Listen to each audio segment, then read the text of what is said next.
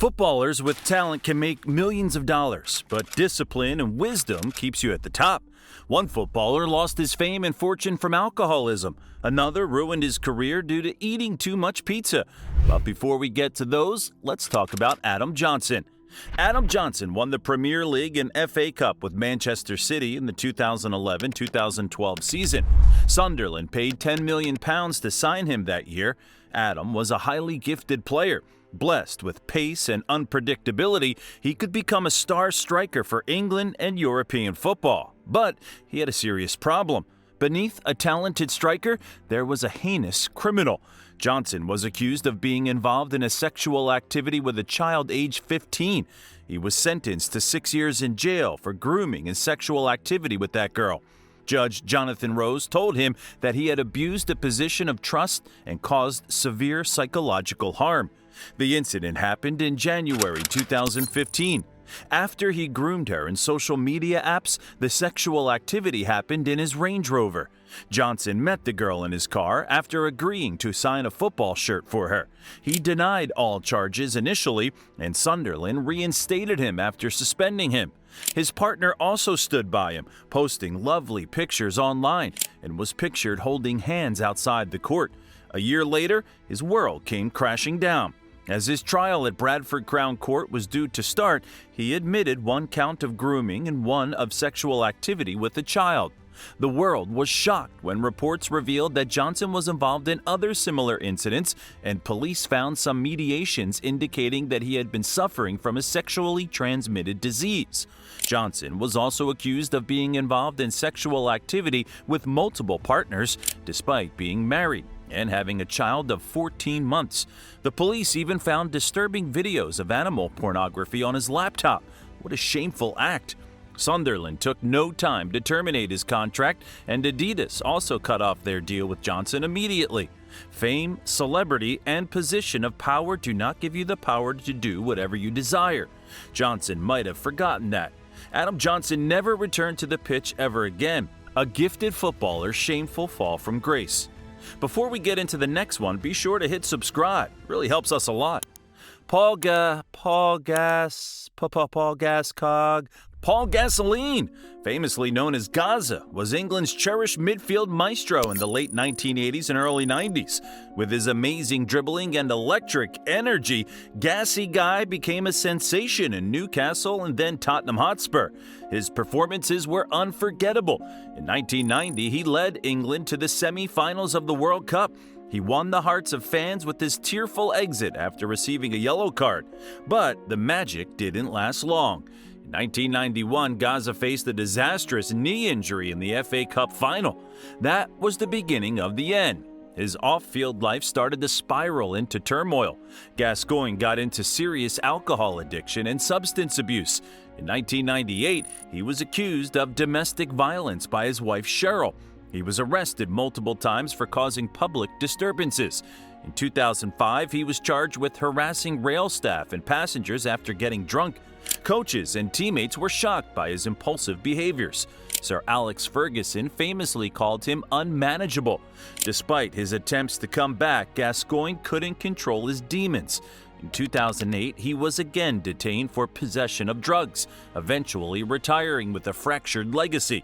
A story of extraordinary talent weighed down by reckless decisions. Next up is another player from Arsenal who kept fighting with his demons. Tony Adams was a rock-solid defender and a leader who stood for a no-nonsense style of play. Adams was a product of Arsenal's youth system. With his aerial prowess and unmatched commitment, he became the central figure of their defense. Adams' stunner from 30 yards to secure their title in 1991 will go down as one of their historic goals. He captained Arsenal to the 1998 Premier League and FA Cup. His stats were unmatchable: 46 clean sheets in 255 games in the 1990s alone. But what he did with his life didn't do justice to his stats. His career was marred by his battle with alcoholism.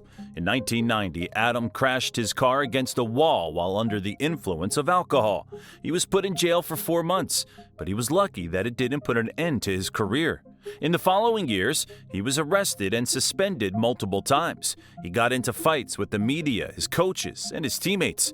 Adams was exceptionally determined. He didn't let these events take a toll on his performance, but he couldn't hold it together for long.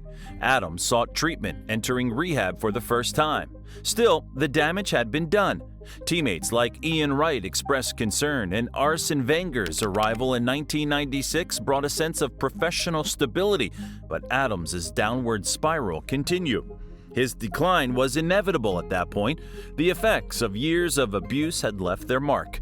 Adams retired in 2002 with his body worn down. Here's another tale of an unfulfilled promise: Brazil's midfield wonder who lost his way. Anderson. Known for his technicality, explosive pace, and creativity, Anderson took no time to establish himself as one of the brightest young talents. He was sensational during his time at Grêmio and Porto. Manchester United signed him in 2007 for €20 million. $20 million for a teenager was a pretty big deal then. He didn't disappoint either. His flair and work ethic had fans believing they were witnessing the rise of another Brazilian great. His first big moment came in the 2008 Champions League final against Chelsea. His assist helped United win their Champions League. But things didn't go smoothly after that season. His off-field behavior started taking a toll on his performance. He was linked to heavy partying. He was frequently photographed indulging in drinking and partying late at night. His weight and fitness? Disastrous. His erratic lifestyle was coupled with a series of knee and hamstring injuries. But his off-field lifestyle became a major concern for Sir Alex Ferguson, who wanted Anderson's potentiality to pay off. The tipping point came in 2014. His weight ballooned. He failed to secure a regular spot during his loan spell at Fiorentina. Wayne Rooney criticized his attitude towards his career. Anderson got more into legal troubles and financial issues. In 2015, he had to leave Manchester United. He ended up retiring in 2019 after brief stints at Internacional and other lower-profile clubs. Lack of professionalism and discipline destroyed one of the most exciting prospects in world football. What about destroying your career just by being arrogant? Well, Mario Balotelli is one such player whose temper stood in the way of greatness. Mario Balotelli was a raw talent, once hailed as one of the most exciting strikers in world football. After a swift start at Inter Milan, Balotelli joined Manchester City. He was a brilliant striker with strength, finishing, and flair. His brace against United in the 2011 FA Cup final played a pivotal role in City's 3-0 triumph. He was unstoppable in the 2011-12 season, scoring goals when it was needed the most. Who can forget his iconic "Why always me" moment after scoring in a derby against United? He scored 17 goals in that season, and it seemed like he was on the verge of superstardom. But Balotelli's performances were overshadowed by his off-field antics. He was short-tempered and, for some reason, could never get along with managers. Roberto Mancini had known Balotelli from their time at Inter Milan, but at Manchester City, the coach demanded more discipline. Balotelli and Mancini often clashed over his lack of work ethic and discipline. His temper was legendary. It was evident in a notorious incident with Mancini. He got involved in a training ground bust-up. Reports revealed that the coach stormed off after a heated exchange. Eventually, he was sold to Inter Milan's rival AC Milan in 2013. His behavior off the pitch continued to cause problems. Balotelli got into trouble with the AC Milan manager too. His stint in Milan was short-lived. After 18 months, he returned to the Premier League with Liverpool. Balotelli, who had a reputation for being unprofessional, couldn't adapt to Coach Rodgers' system. Their relationship quickly soured. His fitness, roughness, and inability to perform led to public criticism. It got so bad that Rodgers had to say, "We are trying to find a way to make him understand how lucky he is." His poor performances and roughness began to frustrate the fans, too. He got into fights with fans many times. In 2016, after failed stints at Liverpool, Milan, and other clubs, Balotelli returned to France with Nice. Despite his efforts to make a comeback, his temper didn't allow him to fulfill his potential. An undeniable talent was destroyed. Next up is Benjamin Mendy, who arrived at Manchester City in 2017 with high expectations. He had a standout season with AS Monaco, winning League One and helping them reach the semi-finals of the Champions League. Talk about speed, powerful crosses, or physicality. Mendy had everything. In his debut season, Mendy helped City win the Premier League. He made his mark on world football as a talented left-back by then. He was a key player in City's 4 Premier League titles. But what happened in August 2021 changed his life. He was charged with 6 cases of rape by different women. The women had accused him of assaulting them at his $5 million gated mansion between October 2018 and September 2021. One of the women came to his house with a friend of his, another French player, Jaco Fofana. She said Mendy tried to rape her when she got out of the shower, but he said he only flirted and withdrew as soon as she said no. Some accused that he took away their phone so that they couldn't call for help. But Mendy said he was concerned about privacy, especially when holding lockdown-busting parties. Mendy used to host parties around his pool, fueled by alcohol and nitrous oxide balloons. Mendy was first arrested in November 2020 after a young woman accused him of raping her a few weeks earlier after she met him in a bar in Alderley Edge, alongside English player Jesse Lingard. He was released under investigation and then was arrested again on January 4, 2021, after a second woman accused him of assaulting her at a party. He was bailed on the condition that he did not hold parties and continued to play for City. It was during one such after-party on the 23rd of August 2021, a 17-year-old accused him of rape and Manchester City said that's enough. He was suspended. But after years of legal battles, Mendy was cleared of all charges. He admitted that he learned a lot being in jail and reflected on his behavior. Mendy said, "The way they came to me, it's not because of my looks, it's because of football. Being a famous footballer made it so easy for me to pick up women at nightclubs and take them to my house near the Cheshire village of Prestbury." Despite being acquitted of those charges, his reputation and career had already been severely tarnished. Manchester City terminated his contract and no major club showed interest in signing him afterward. Mendy's career, once brimming with promise, came to an end due to his reckless off-field actions. Here's another story of a player that had never been far from controversy. Joey Barton, the talented midfielder from Manchester City's youth academy, ruined his career with his uncontrolled rage. Barton made his mark as a tough, combative midfielder. He had an amazing passing range and ability to control the game. When Manchester City was transitioning into a competitive fierce, Barton was an integral part of the system. He registered 8 assists and scored 2 goals in the 2006-07 season. His performance even earned him a place in the England squad. But what he showed off the pitch overshadowed his matches. In 2008, Barton assaulted his City teammate Ousmane Dabo in training. Barton was charged with assault and sentenced to a 6-month prison sentence, serving 77 days in jail. He didn't get any better after that. Violent outbursts and public altercations became a part of his life. He was sold to Newcastle in 2007. Barton failed to control his temper and got into more troubles, including a training ground fight with manager Alan Pardew and a number of public spats with teammates. In 2012, after being sent off in a match against Manchester City, he was involved in a bizarre incident in which he headbutted an opponent and then attempted to kick Carlos Tevez. He was suspended for 12 matches and fined by the FA. His relationship with fans and management deteriorated rapidly. In 2013, Barton joined Marseille on loan, but the damage was already done. In 2017, he was banned for 18 months after being found guilty of placing 1,260 bets on football matches, breaching gambling regulations. What should have been a career of lasting legacy was instead one of missed opportunities. Rage and reckless acts destroyed it. Next in line is a talent who entertained the world with his dancing feet and nimble footwork, Eden Hazard. Once hailed as the most electrifying winger in all of Europe, Hazard captivated the hearts of millions with his unmatched dribbling, his flair, and the vision of an eagle. After rising to prominence at Lille, Hazard began his career at Chelsea in 2012. He soon became a household name at Chelsea.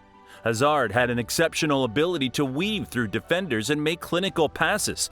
His masterpiece came in the 2014-15 Premier League season, where he scored 14 goals, providing 9 assists. Hazard was crowned the league's Player of the Year. Who can forget Hazard's solo goal against Arsenal, gliding past defenders to lead Chelsea to a 6-0 win in March of 2014? His outstanding form continued till 2019, achieving 2 Premier League titles, 1 FA Cup, and 2 Europa Leagues. Don't forget his performance in the 2019 Europa League final, where Chelsea trashed Arsenal 4-1 thanks to Hazard's brace. Chelsea fans were convinced at this point that their prince is becoming their new king and is bound to stay with them.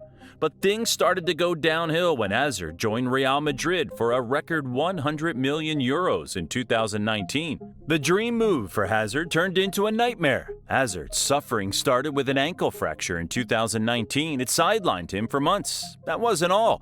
After Hazard recovered from that injury, he again injured the fissure of his fibula.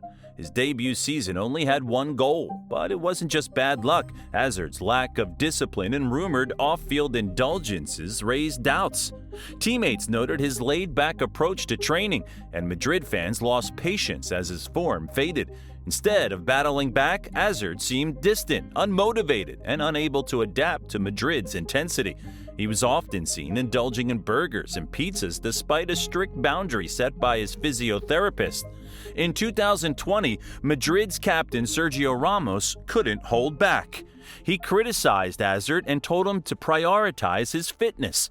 Carlo Ancelotti hinted at a lack of professionalism, while Belgian coach Roberto Martinez voiced frustration. But Hazard didn't listen.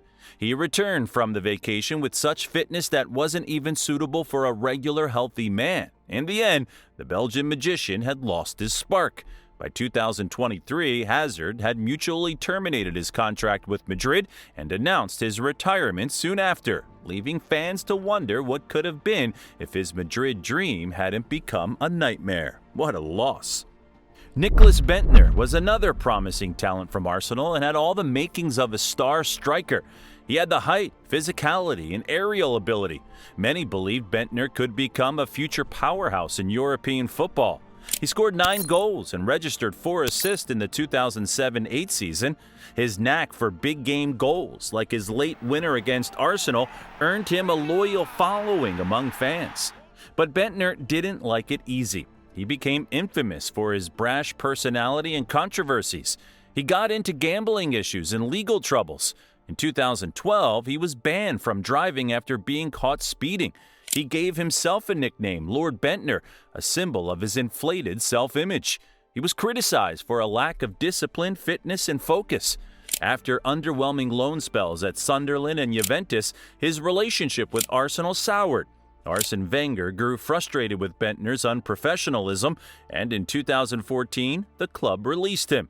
Bendtner's career continued with brief stints at Wolfsburg, Nottingham Forest, and Rosenborg, but his reputation as a talented player who lacked commitment and professionalism followed him. His infamous arrest in 2018 after assaulting a taxi driver in Copenhagen marked another low point and led to further fines and suspensions. Bendtner drifted into lower leagues and failed to recapture his form. His self-proclaimed greatness was destroyed by poor choices in life. Bendtner's story is quite similar to Ricardo Quaresma's. Ronaldo's compatriot Quaresma was a naturally gifted player. He was a dribbler, a creative maestro, and who can forget his signature trivela, an outside foot shot that became his trademark. He started his career with Ronaldo and showed the same flair and technical ability.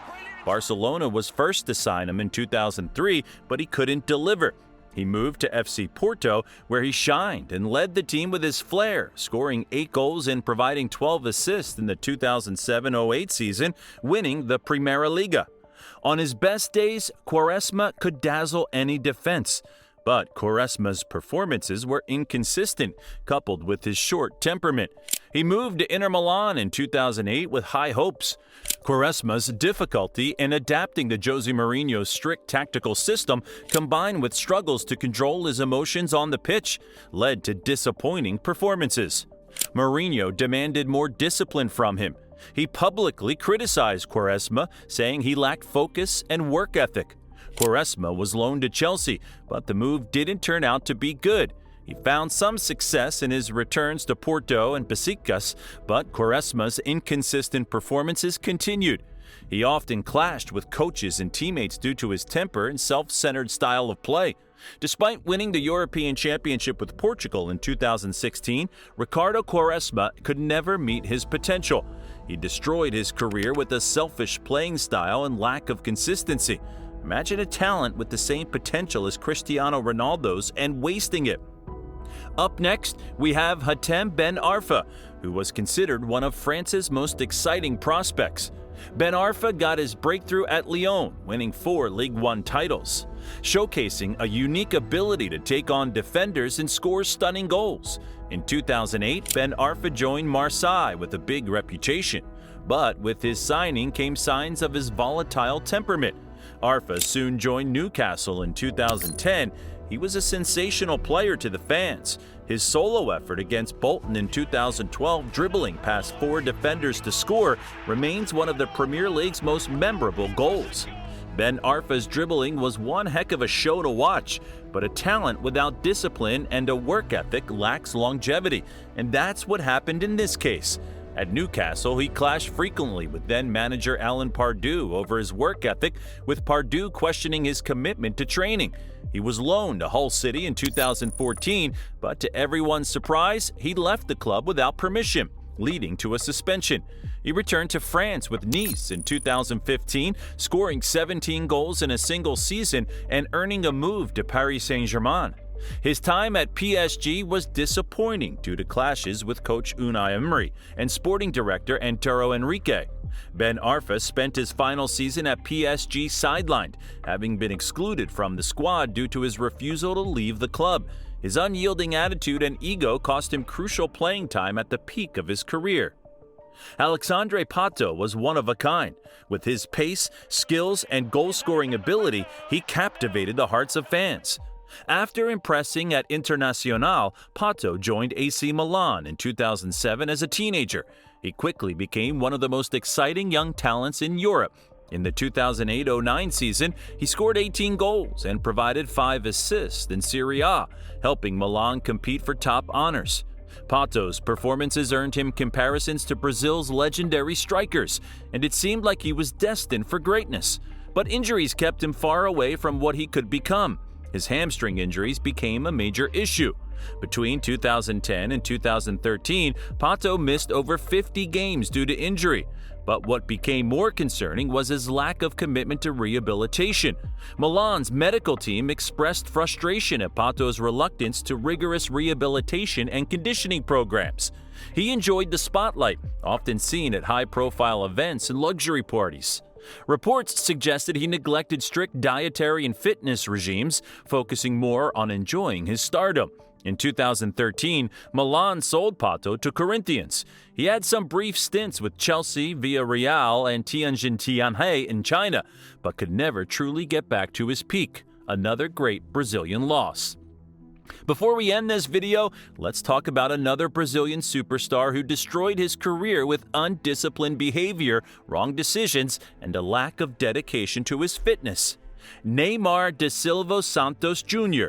The whole world looked up to Neymar after Messi and Ronaldo. He was supposed to be the best of the best. His display of flair, dribbling, and creativity at Santos gave fans around the world a hint of greatness to come. And it did. After joining Barcelona in 2013, Neymar became a global sensation. With his dancing feet, charismatic moves, and jaw-dropping skills, Neymar won the hearts of millions. He won multiple trophies with Barcelona, including the infamous treble in 2015. Neymar delivered a stellar performance in that season with 39 goals and 10 assists. His potential seemed limitless, and he was poised to carry the torch for the next generation of footballers. But what happened next changed the course of his career. Neymar wanted to leave the shadow of Messi and decided to join PSG in a record-breaking €222 million deal. The move marked the beginning of a rocky period. His injuries, including a broken metatarsal in 2018 and ankle issues, led to long absences during critical Champions League matches. Neymar's lifestyle choices raised concerns, as he was frequently spotted at lavish parties and often took time off for his sister's birthday celebrations each March, a pattern that fans and media questioned. Reports surfaced about his nightlife in Paris and Rio de Janeiro. His commitment to maintaining peak physical condition was scrutinized. His former fitness coach revealed that Neymar rarely took the steps needed to avoid reoccurring injuries. He was instead indulged in a high-profile lifestyle that left him out of shape and susceptible to injury. Neymar didn't like his surroundings either. He publicly criticized PSG's younger players and had a series of disagreements with PSG fans and officials, which led to hostile receptions from home supporters. In 2019, he attempted to push for a move back to Barcelona, which ultimately failed, creating further tensions with PSG's management and fans. All these led to his departure from PSG. Neymar left Europe to join Al Hilal. The player everyone wanted to be decorated with numerous Ballon d'Or and Champions League failed. Neymar's fall from his peak will set an example of how injuries, lack of discipline, and dedication can destroy even the world's best career. That's all for today. Don't forget to put a thumbs up and subscribe to our channel.